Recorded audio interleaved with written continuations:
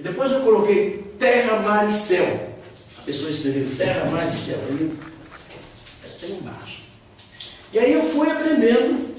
Depois eu pensei, não, eu preciso apressar isso. Então eu vou vender e comprar revistas de quadrinho, o que viesse. Então eu comprei algumas revistas e comecei a vender na porta do cinema. Eu lia elas antes, depois eu ia na porta do cinema, trocava e vendia algumas. E assim eu aprendi a ler. E comecei a fazer uma leitura mais séria. Eu queria alguma coisa mais séria do que revista em quadrinhos. E comecei a ler a literatura brasileira, José de Alencar, Bernardo Guimarães, todas aquelas coisas. Euclides da Cunha, o que vinha, eu comprava no seco, no mercado São José. Estava animado, minha mãe me botou na escola. Eu entrei já no segundo ou terceiro ano, já sabia ler, não tinha mais adiantado. Tinha uma banda na escola e me botaram como maestro. Banda do mestre André, que eu comprei. Eu era um maestro daquele grupinho. Muito feliz, era uma igreja na matriz de Santa Isabel. O padre construiu dentro da escola, dentro da igreja, uma escola para crianças pobres. E eu fui matriculado naquela escola. E uma professora, certa vez, fez uma lente com fumaça de vela para olhar um eclipse que ia acontecer. Cada menino tinha o seu vidrinho com aquela cinza para olhar o eclipse do sol. E o eclipse foi uma coisa fabulosa, todo menino viu e jogou fora o seu vidro. Mas eu guardei o meu. De vez em quando olhava o sol. Até não faça isso, isso vai prejudicar a sua retina, os seus olhos. Mas eu nunca esqueci aquele sol. Aquela coisa de por que não derrete e escorre? Eu devia ter uns 9, 10 por aí. Por que não derrete? Isso nunca esqueci. Aí, sai da escola, você vai precisar trabalhar no mercado de São José. Me levaram à força para o mercado de São José. Eu não tinha vontade disso, só 9 anos. E aí eu tinha que vender. Pense em vender, pense em vender. E eu pensava só em ler. Então eu ia no próprio mercado, comprava os livros e eu lia durante o expediente, na barraca. E meu irmão chegava e tirava o livro e rasgava. O que quer que eu estivesse lendo. Eu desenvolvi uma estratégia de enganá-lo. Eu abria o livro e deixava o livro aberto na prateleira. E eu ficava perto lendo. Quando ele chegava, eu... Pois não, freguesa? E ele... Passou uns dias e ele começou a desconfiar. Disse que ele não está lendo mais? E aí ele trabalhava ali no mercado e eu cuidava da banca lá fora. Mas aí um dia ele chegou assim. Aí eu estava pertinho da prateleira lendo o livro aberto assim. Ele, peguei você! Rasgou. Eu falei, olha, acabou a história. Você pode me matar, pode fazer o que quiser. Eu não quero mais olhar para você. Eu nunca mais na minha vida eu trabalho para você. Tchau. E saí, desafiei ele, saí andando pelo centro da cidade, andei. Atravessei toda a Avenida da Imperatriz e parei de frente de uma igreja. Igreja Católica Matriz à Boa Vista. Quantos anos você tinha nesse momento? Eu tinha 16 anos. E eu me sentei na escada da igreja.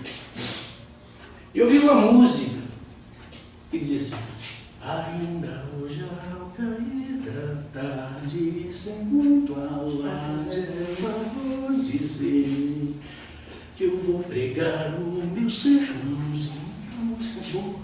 Eu entrei na igreja. Lá na frente tinha uns jovens, um grupo de jovens ensaiando. Eu fui e me sentei perto. E aí logo eles vieram, como vai, quem é você e tal. Me convidaram para participar do grupo de jovens Maranata. E eu, claro, aceitei imediatamente. Pouco tempo depois, eu entrei na universidade, recuperei todos os meus estudos. Eu fiz supletivo de primeiro e segundo grau em 1 ano, bem rapidinho, 2 anos. Depois eu fiz 1 ano de vestibular e entrei na universidade. Antes eu tinha feito um concurso nos Correios, trabalhava nos escritórios dos Correios. Mas quando eu passei no vestibular, pedi demissão dos Correios. Mas você vai estudar de noite, sua aula é 7h30, dá tempo de você trabalhar até 6 e você ir para a faculdade. Não, eu vou para a universidade de manhãzinho e vou estudar o dia inteiro até a noite. E eu pedi demissão dos Correios e para minha mãe era quase uma loucura fazer aquilo. Mas eu queria estudar. Eu não quero saber. Aí eu dei um jeito, pedi demissão e fui. Ia sair de casa às 6h30 da manhã, 7 horas, ia para a universidade, passava um dia na biblioteca. Ali eu li o que eu podia ler. Teatro, o que tivesse eu li. E à noite eu ia para a aula, curso de economia, tinha matemática, tinha essas coisas todas, mas era meio marxista e eu já desconfiava daquilo. Eu já não gostava do padre, do bispo Dom Helder Câmara. Eu já achava aquilo que tem alguma coisa errada. Eu comecei a descobrir um padre chamado Teilhard de Chardin. Falava de ciência e religião. E aquilo me apaixonou. E logo depois apareceu um sujeito no grupo de jovens, chamava Cipriano Carvalho. Moreninho e tal, sentou lá no grupo e tal. E um dia ele resolveu contar a história de Esaú e Jacó. E quando ele contou aquela história, foi lágrima para todo lado. Quando Jacó se abraçou com Esaú, até o pai estava emocionado. Ele sabe que o padre. Quando terminou, eu falei: olha, você tem um mistério. Eu quero saber onde é que você aprendeu isso. Ele falou: vai na minha casa sábado que eu te ensino. Eu digo: onde é? É aqui 2 ruas depois da igreja. Ele morava num quartinho 2 ruas depois da igreja da Matriz da Boa Vista, para onde eu fui quando saí do mercado a esmo e fui parar ali. E ele me sentou numa cadeira, no para-choque de um Fusca vermelho, botou um quadrinho assim na parede, e com o giz me ensinou o princípio da criação. E eu pensei: encontrei a verdade. Era isso que eu estava procurando, eu não encontrava em lugar nenhum. Como é que eu faço para ver o resto? Ok, vai na minha casa. Ele levou um papel e uma caneta futura, grudou a caneta futura na parede e ensinou a queda do homem. E eu pensei: encontrei outra parte da verdade. Agora, como é que eu faço para ver o curso todo? Eu não sei. Tem que ser em São Paulo. Vamos para São Paulo. Terminei o 2º ano da universidade, fui para São Paulo. Lá assisti. A Lourdes Ani me explicou: o Messias nasceu. Por aí mesmo, tá certo.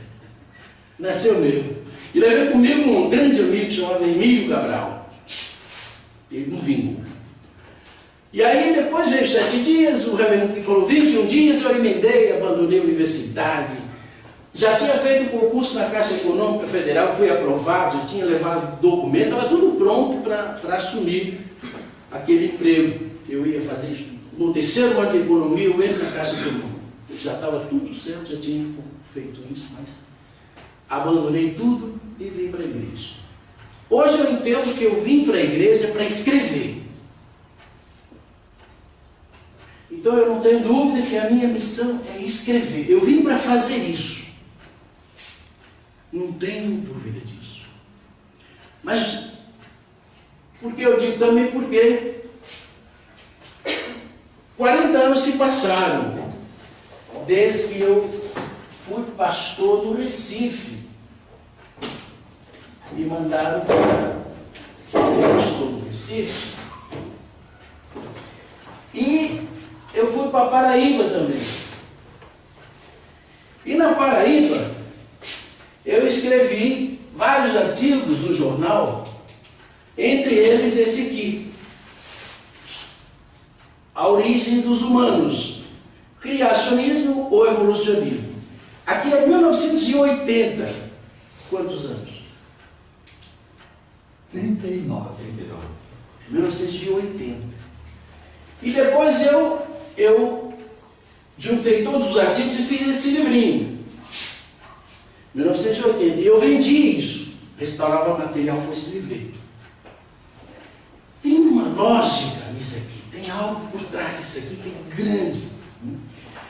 O livrinho foi boicotado, foi proibido. Mesmo assim, em 87, eu fiz um jornal chamado Folha do Brasil, que hoje é o órgão oficial do governo federal. Na internet você vai lá, Folha do Brasil. E eu publiquei 2 artigos em 1987 falando do biocosmos.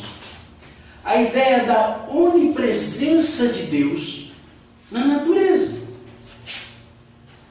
E em 1980 eu percebi que eu estava escrevendo um artigo que chamava O Big Bang, a origem do universo. E no meio do artigo eu fui ler o Princípio Divino na página 19 do Princípio Divino. E lá estava escrito assim: o universo é um perfeito corpo orgânico. São essas palavras. Deus é o espírito do universo. E o universo físico é o corpo de Deus. É a forma externa de Deus. E quando eu li isso, imediatamente me veio na mente a palavra biocosmos. Pronto. Essa palavra definiu a minha vida de trabalho de 1980 até os dias atuais. Paralelamente à minha missão missionária, eu fui pastor em Roraima, fui pastor em Recife, pastor em Paraíba e pastor regional em São Paulo, e sempre fui um conferencista, sempre tivemos a nossa atividade religiosa. Mas paralelamente a isso, eu mantive uma segunda missão, que era desenvolver a ciência da unificação. Contribuir. Cada país do mundo pode estar também na corrida. É como se fosse uma corrida, ok? Uma espécie de Olimpíada.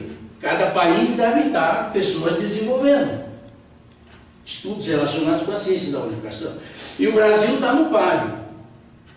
E eu estou representando essa corrida. Eu represento o Brasil nessa corrida. Talvez a gente tenha uma vantagem, pois nós saímos 40 anos atrás, quase 40 anos atrás, e temos um princípio divino. Há muitas pessoas que sem o princípio divino não enxergam direito. Ok? Então, não é um acaso. Essa cidade aqui é onde nasceu a Igreja da Unificação, e historicamente é aqui o berço da Igreja da Unificação. Então, esse evento também não é um encontro de professores, ele é a providência para o início de algo grandioso que nós não sabemos o que é, mas é parecido com a Revolução da Verdade que aconteceu no Brasil de 2014 a 2018.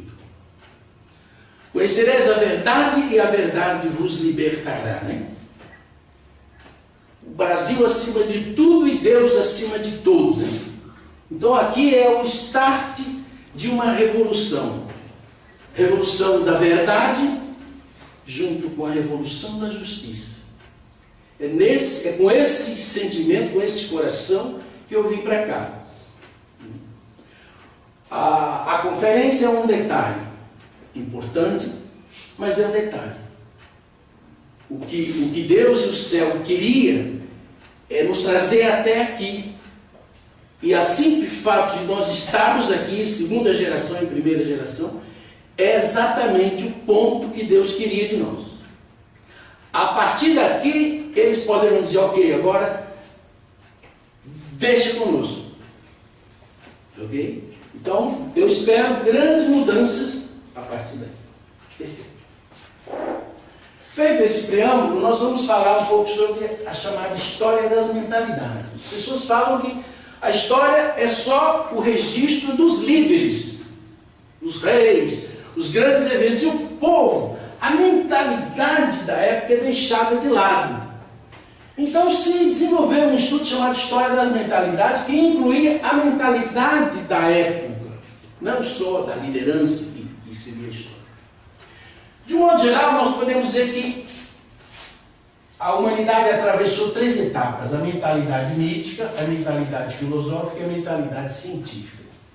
Uma criança, até uma certa idade, nas teorias do Piaget, ela desenvolve uma mentalidade que ela é mítica. O trem cai em cima do pica-pau e o pica-pau sai inteiro. E ninguém duvida, ninguém questiona. Admite que é a mentalidade dos mitos. Quando essa criança cresce, ela chega aos 12 anos, ela entra numa nova etapa, que é uma etapa mais racional, lógica, ok? É a mentalidade filosófica. E finalmente, quando ela passa dos 12 anos, a pergunta é a explicação real. No caso de um nascimento, como eu nasci, mamãe? A cegonha me trouxe. Mito da cegonha. Como eu nasci, mamãe? Você é a semente que o papai depositou na barriga da mamãe e a semente cresceu. Mentalidade científica: cópula, fecundação, gestação e parto. É a verdade. O indivíduo passa por essa etapa, mas a humanidade inteira passou por essas etapas. Houve um tempo que a mentalidade universal era mítica. A Bíblia, por exemplo, tem 3.600 anos de idade, foi escrita para um povo de mentalidade agropastoril e, portanto, ela tem muitas mensagens escritas numa linguagem mítico-poética. Por exemplo, o mito de Adão e Eva. É a verdade numa linguagem mítico-poética. Então a serpente falou e tal. Né? É a verdade, mas numa linguagem mítica. Okay? Ela precisa ser decodificada. Okay? Usa a criptografia. Mas quando fala de valores morais, dos provérbios, etc., a linguagem é clara. Mesmo com Jesus, 2000 anos atrás, ele ainda precisou usar uma série de figuras de linguagem e parábolas por meio de comparações, etc., porque as pessoas, a mentalidade das pessoas não tinha nível para suportar. Okay? Boa parte das crenças cristãs, católicas e evangélicas são dogmas, baseados em mistérios que eles não compreendem. E isso significa que muito ainda é mentalidade mítica. Okay? Arrebatamento, fisicamente, sem passar pela morte física. A hidra, a besta de 7 cabeças que sai do mar, é a hidra de Lerna da mitologia grega. Tem muita influência da mitologia dentro do pensamento cristão. Okay? Então nós estamos passando, né, nessa história, por esse processo. Okay? Ainda, infelizmente, na Igreja da Unificação, ainda existe, okay, alguma mentalidade mítica. Ainda há quem interprete as coisas de uma forma obscura, nebulosa. E isso é bom para manter o controle. Okay? A mentalidade filosófica e a mentalidade científica estão paralelamente se desenvolvendo na Igreja e sempre existiram em todas as épocas. No tempo da filosofia grega, Aristóteles era um grande cientista. Escreveu 20 livros pequenininhos, que dá mais ou menos 1000 páginas na obra do Aristóteles, mas era já um pensamento científico. Okay? Mas, em cada época, predominou uma mentalidade. Então, na antiguidade, predominou a mentalidade mítica. Mas havia já filosofia e ciência. E hoje, ainda nós temos predomínio da ciência, o saber científico dominou o mundo, ok? Mas ainda há a mentalidade filosófica e a mentalidade mítica, espalhados pelo mundo. Okay? O que são os índios? Os índios são uma sociedade do passado, coexistindo com a sociedade digital, da era digital, a sociedade da ciência quântica. Então os índios são fósseis sociais, pedaços da humanidade que foram deixados para trás no processo civilizatório. Foram deixados para trás por quê? Por egoísmo e ignorância. Ok? Então, a mentalidade dos índios é uma mentalidade quase que inteiramente mítica, porque são fósseis sociais. E você querendo saber como viviam os povos de 500 anos atrás, vai numa aldeia indígena daquelas autênticas que ainda preservam algumas coisas. Porque muitos índios hoje já estão informatizados. Eles não querem saber disso. Isso é bom para a política do zoo humano. Transformar uma tribo indígena numa espécie de zoológico humano para inglês vir olhar. Arqueólogo vir olhar. Era assim que eles viviam, era assim, assim. É só para isso, mas viola os direitos humanos dos índios. Esse é um preâmbulo. Então, nós, na unificação, quando conhecemos o princípio divino, nós saímos da mentalidade da interpretação mítica para a mentalidade filosófica e científica, lógica. Nós começamos a entender, por exemplo, os fenômenos dos últimos dias. A ressurreição ficou uma explicação clara. Então mas o verdadeiro Pai nunca deixou de falar de ciência. Ok? E é aí que nós entramos. Eu criei um instituto, que eu chamo de Instituto Brasileiro de Ciência Deusista, para fazer um curso de ciência deusista. E é um conjunto crítica e contraproposta para a ciência teísta. A guerra cultural hoje é ciência ateísta versus ciência deusista. Ok? Porque Deus já penetrou na ciência. Nós, no movimento da unificação, houve um período que era necessário imersão total na vida sacrificial. Né? Houve esse período necessário. Mas agora nós estamos na era depois da vinda do céu. O que é a ONU? A ONU, vamos dizer que ela tenha lá 200 funcionários. Que ela tem departamentos ao redor do mundo. Então, essa equipe foi arrebatada, foi escolhida e trazida para cá. E preparada. É a era antes da vinda do céu, né? AVC.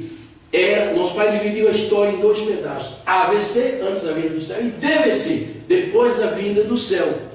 Ok? Então, antes da vinda do céu, nós íamos na rua, trazíamos as pessoas para cá, preparar o velho e deixar ela aqui. Montando uma equipe. Quando nosso pai proclamou a era depois da vinda do céu e criou a ONU da Paz, mudou. Nós não vamos mais pegar as pessoas lá fora e trazê-las para aqui para dentro. Nós vamos levar nossas ideias e derramar sobre as pessoas como nosso pai fez com o vinho sagrado. A atividade da era depois da vinda do céu é a ONU da Paz quem dirige. A ONU da Paz tem departamentos, todas essas ONGs que o nosso pai criou são departamentos dessa nova ONG, inclusive o departamento de ciência. Ok? Departamento de educação, é uma ONU. Funciona exatamente igual, tem uma sede como a ONU, ok? Tem representações dos países do mundo, tem embaixadores, percebe? É uma ONU, é o governo mundial de Deus. E o nosso trabalho agora é pegar ideias, as ideias do verdadeiro Pai, e lançá-las sobre a população, do mesmo jeito que nosso pai fez com o vinho sagrado. Mas a mentalidade mítica, que é a mentalidade do igrejismo, vamos dizer assim, deusismo versus igrejismo, é o prazer do cheiro da fé. Você entra numa igreja católica, gente, você vê todas aquelas imagens, e aquele cheirinho de fé, a pessoa parece se sente muito bem ali. Ok? E pensar em ciência e sair desse ambiente é até difícil, para algumas pessoas é impossível. Mas nós podemos preservar nosso alto padrão de fé, espiritualidade, de verdade e tal, com uma visão científica compatível. Não há nenhum conflito nisso. Ok. Aqui é o de cima, de baixo que passa, né? De baixo. Ok. Então é o curso de ciência deusista, parte 1. Nós vamos fazer uma breve introdução à ciência deusista. O pai da ciência deusista é o nosso pai verdadeiro. Ok? Agora você. Deus é o cientista absoluto. Quando consideramos o fato de que Deus criou e continua atuando nesse imenso universo, que está para além da compreensão da ciência humana, podemos seguramente dizer que Deus é também o cientista absoluto. conhecimento científico predominará o futuro. A história está marchando para a era da ciência. Todas as causas serão compreendidas. Será a era do desenvolvimento da ciência no esforço para encontrar a origem de tudo. Devido à chegada dessa era, a própria religião terá que alinhar seus passos com essa tendência. A necessidade de conhecimento científico. Do ponto de vista do conhecimento, a queda significou a descida do homem à escuridão da ignorância. Já que o homem é constituído de dois aspectos, o interno e o externo, o espiritual e o físico, existem dois tipos de ignorâncias. O homem tem lutado para superar a ignorância interna pelo caminho da religião e para superar a ignorância externa pelo caminho da ciência.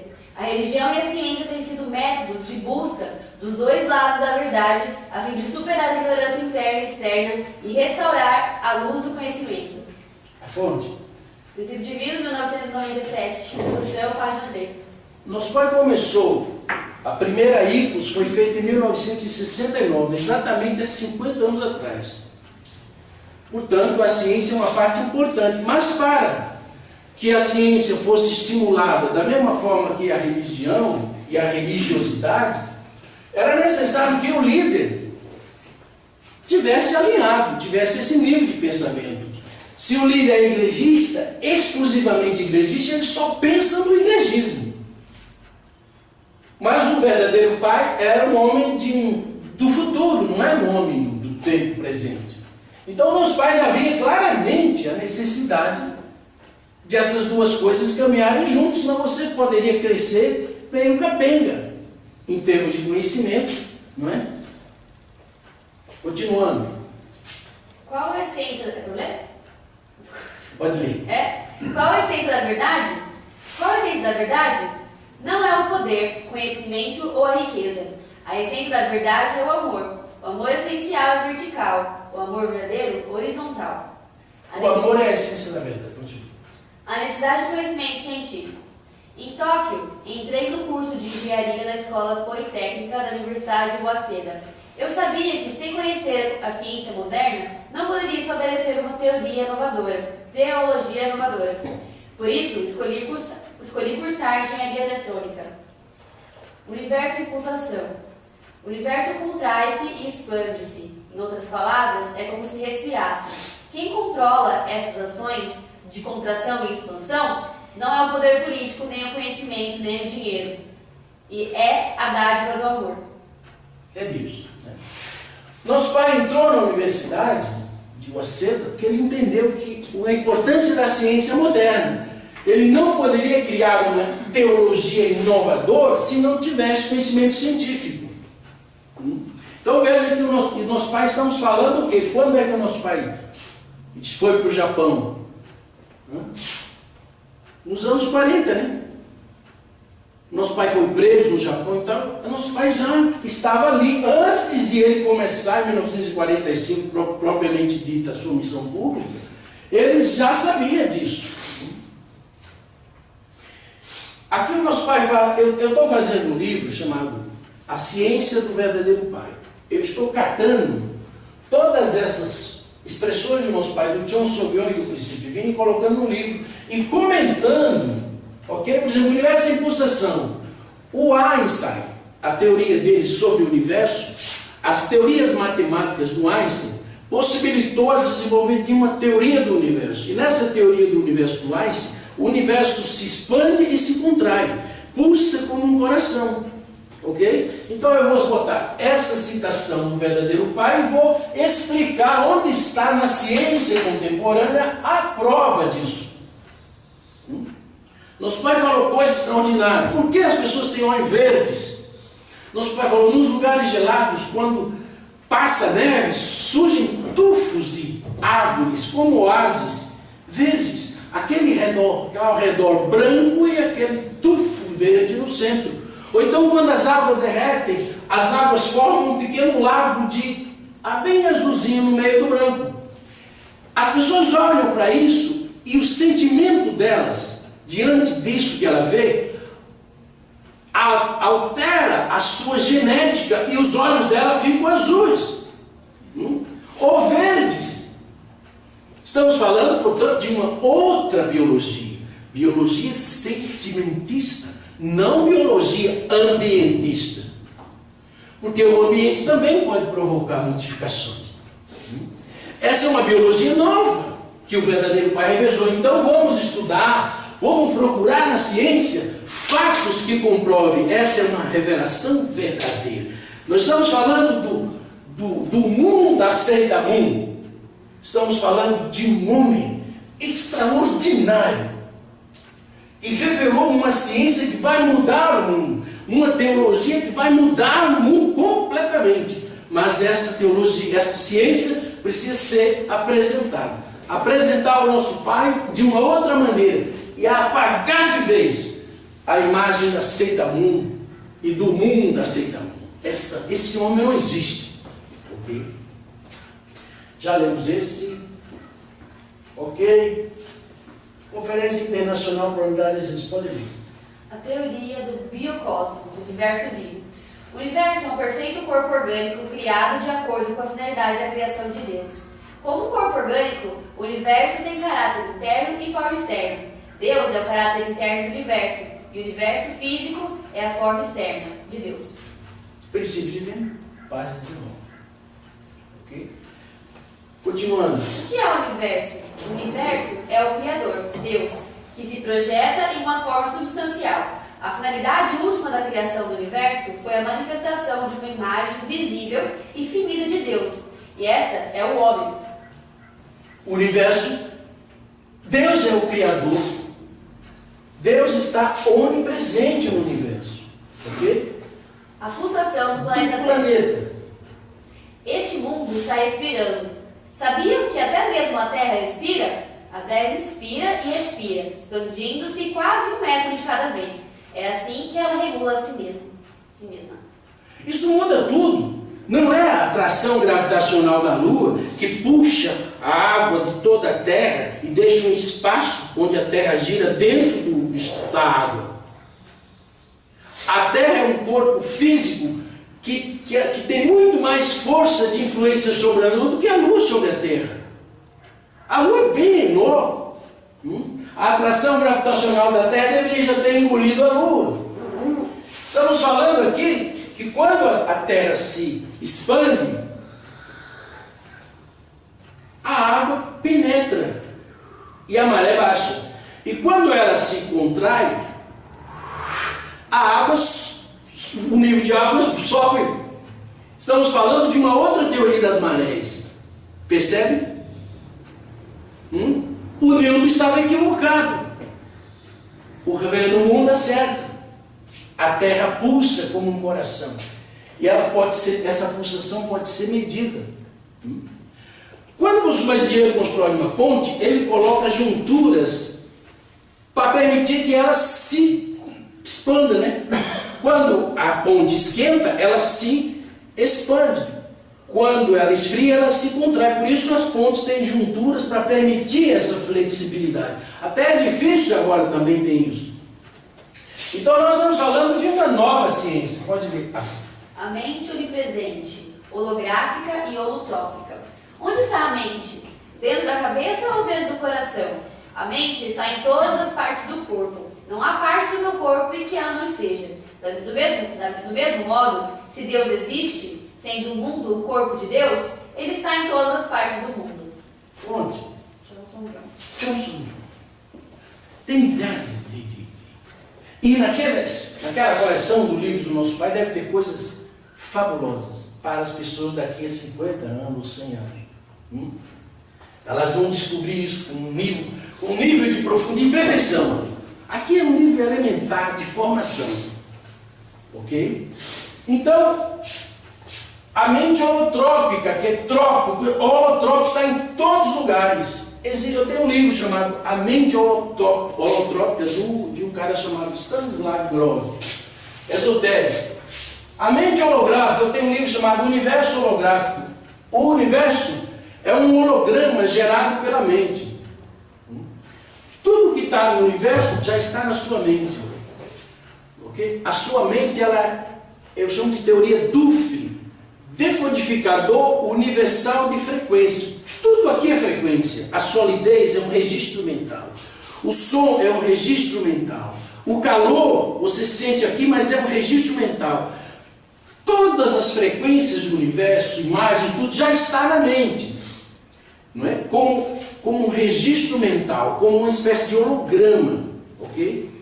E é por causa disso que você pode identificar as coisas. Porque você tem um referencial interno que permite você identificar. Onde está a cor? No objeto ou na mente? O que é a cor? É uma frequência de onda. A mente tem capacidade de decodificar essa cor e ela deu um nome, vermelho. Assim é tudo mais o universo. Então a mente, o universo, nosso pai disse, o universo é imenso, mas cabe tem na mente do homem. Lembra disso? O universo holográfico, ele está na mente do homem. O homem e o universo são um só. Ok? Se você tirar o homem, tira o universo. E se você tirar o homem, você tirou, de certa forma, tirou Deus. Porque o homem é um micro-Deus. É uma imagem visível e finita do Deus. O Deus invisível e infinito se tornou visível simbolicamente na natureza e diretamente no homem. Imagine Deus como uma criança, o Cristo, o pastorzinho de vacas, né, que vive brincando com as vacas. Deus cria como uma criança e ele criou algo com que ele pudesse interagir e gerar felicidade, ok? Só que Deus, ele se tornou parte do próprio objeto, do próprio brinquedo.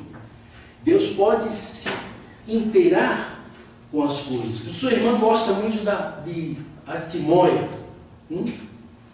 E eu fui na feira e eu sempre lembro dela, porque ela comendo a artimóia, se ela tiver uma união de coração profunda com Deus, Deus sente o sabor da artimóia através da sua irmã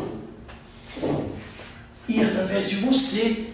Porque você pode ser uma pessoa da segunda geração, mas há as pessoas da segunda geração que não têm profundidade nenhuma.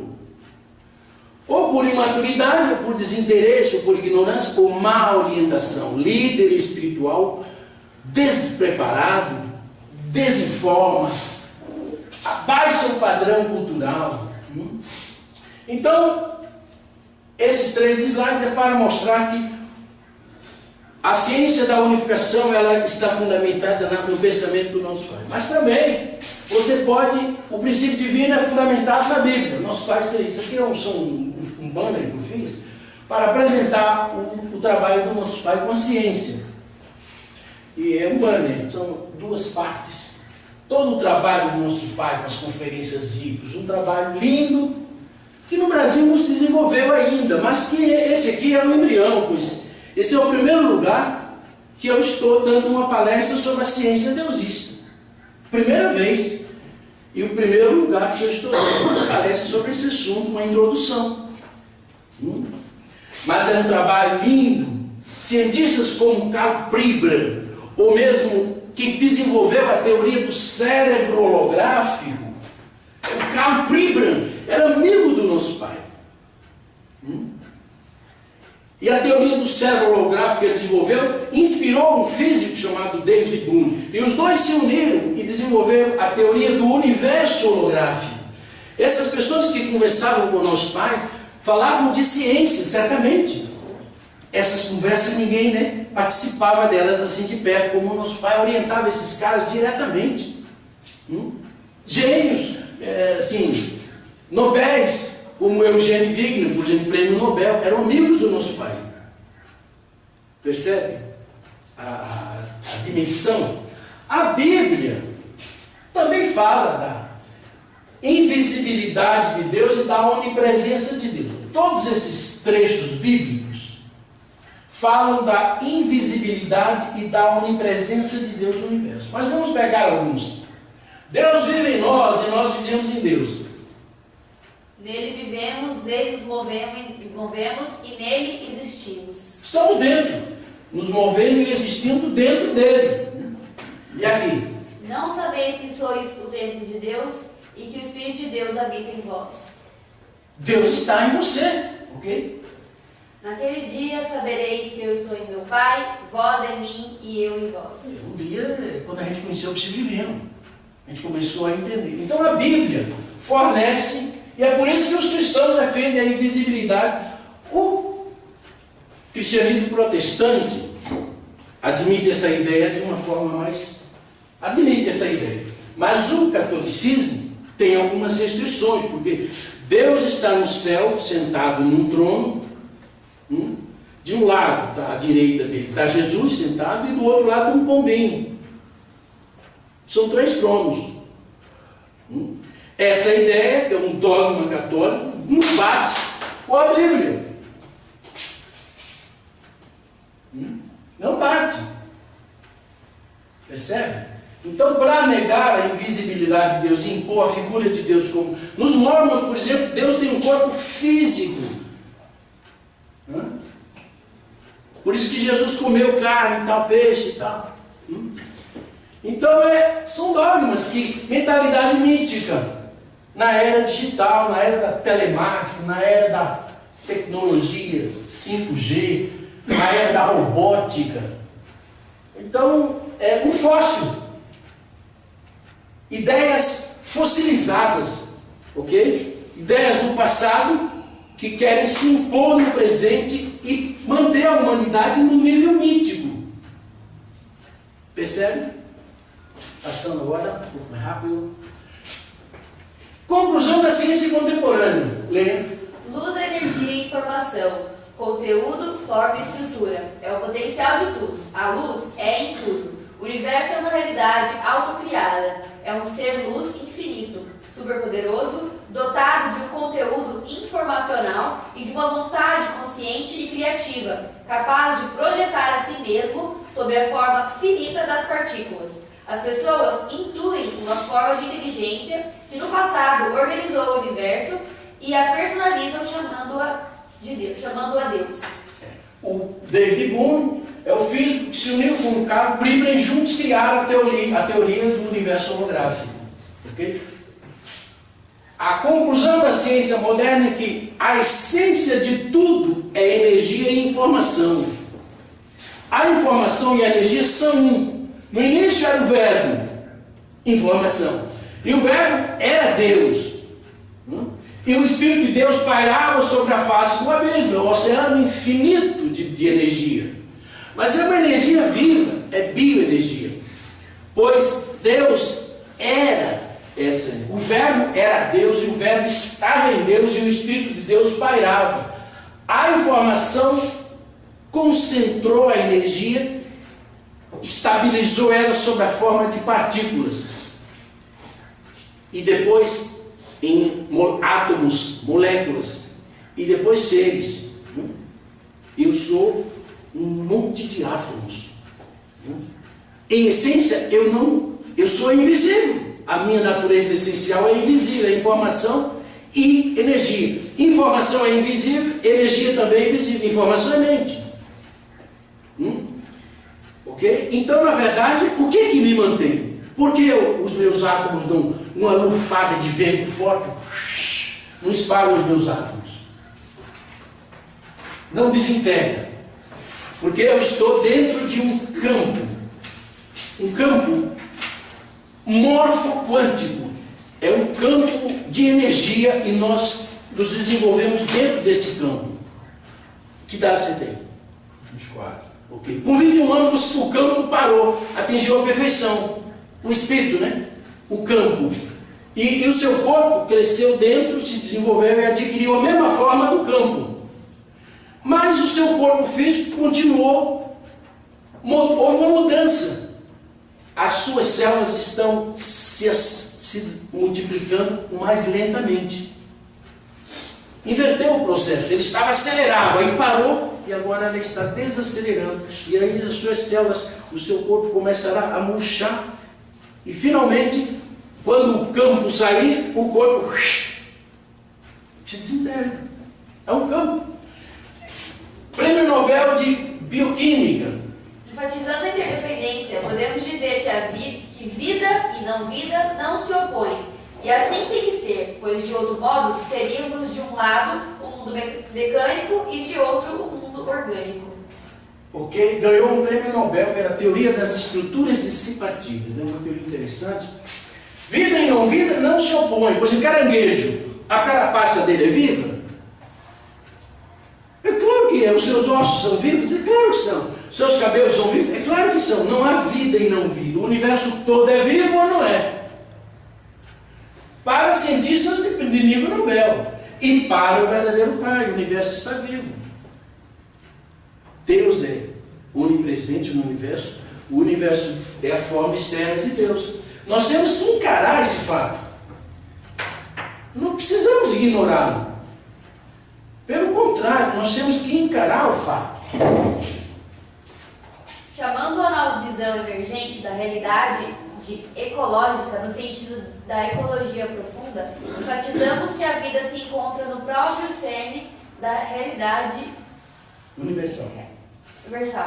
No velho paradigma, a física foi o modelo e a fonte de metáforas para todas as outras ciências. Cientistas e não cientistas frequentemente retêm a crença popular segundo a qual, se você quer realmente saber a explicação última, terá de perguntar a um físico, o que é claramente uma falácia cartesiana. Hoje, a mudança de paradigma da ciência reducionista para o pensamento sistêmico, holístico, em seu nível mais profundo, implica uma mudança de foco da física para as ciências da vida, para a biologia. Ok. A física newtoniana, ela estabeleceu um tom, né? Se você quer saber a verdade, pergunte a um físico. Só que hoje, pergunte a um biólogo. Ou melhor, pergunte a um bioquântico. Porque a biologia é quântica hoje. Não é biologia clássica. Porque a física clássica era mecanicista. E a biologia clássica se desenvolveu em cima da física clássica. É mecânico. O seu cérebro é um computador, o seu coração é uma bomba. Então o corpo não é um organismo, ele é um mecanismo. Então essa ideia da mecanicista, ela é usada pela biologia até para interpretar o corpo dos sistemas vivos. Okay? Mas hoje, com a física quântica, uma nova biologia está se desenvolvendo. E o verdadeiro Pai falou dessa biologia. Nosso Pai foi além e falou de uma biologia que o sentimento humano influencia a sua forma física. O caráter interno afeta, reflete, a forma externa reflete o caráter interno. Então a biologia que o nosso Pai revelou, ela é mais profunda. Ela inclui o sentimento na questão, percebe? Mas a ciência contemporânea, esse é um cientista, um físico esotérico, okay? Mas é um físico. Esse aqui, Francis Collins, é nada menos que o diretor do projeto Genoma Humano. Ok? O que ele diz? Uma das grandes tragédias de nosso tempo é a impressão criada de que ciência e religião precisam estar em guerra. O Francis Collins é o diretor do projeto Genoma Humano, escreveu um livro chamado A Linguagem de Deus. Para ele é Deus. A genética são as letras com as quais Deus construiu o universo. James Lovelock, a ideia do universo vivo, porque o falso precede o verdadeiro, ela é ainda um tabu dentro das igrejas cristãs, mas ela já é uma realidade muito clara fora. Já existe uma ciência, a ciência ateísta, ela está sendo contestada por uma outra ciência tipo Caim, que é a ciência esotérica. E esse é um dos pais da ciência esotérica. James Lovelock escreveu Gaia, a teoria do planeta semivivo. Ok? A biosfera que recobre a Terra é viva, mas a Terra toda é irta. É uma rocha de morar. Ok? O magma, a litosfera, tudo isso não tem vida. A vida é só a camada da biosfera que recobre a Terra. Essa é a teoria Gaia. Isso é falso. Ok? Nosso Pai disse que a Terra é viva, respira inteira. No princípio divino a gente usava um exemplo que você cortar aqui, você vai ver que você tem os pelos, correspondem às árvores, a carne, corresponde à geosfera, E você tem os ossos, que corresponde à litosfera, e você tem a medula óssea, que corresponde ao magma. Não vou publicá-lo agora, depois que eu conseguir. Ok? Mas eles estamos atrasados. Ó, universo vivo. Percebe? Ok, universo autoconsciente. Quem escreveu esse livro? Foi um físico chamado Amit Goswami, indiano, esotérico. Então, eles saíram na frente, há milhares de livros sobre esse assunto. A ideia do universo vivo é bíblica. Mas a gnose, que é o gnose, ocultismo, gnosticismo, macumbismo, teosofismo, essa coisa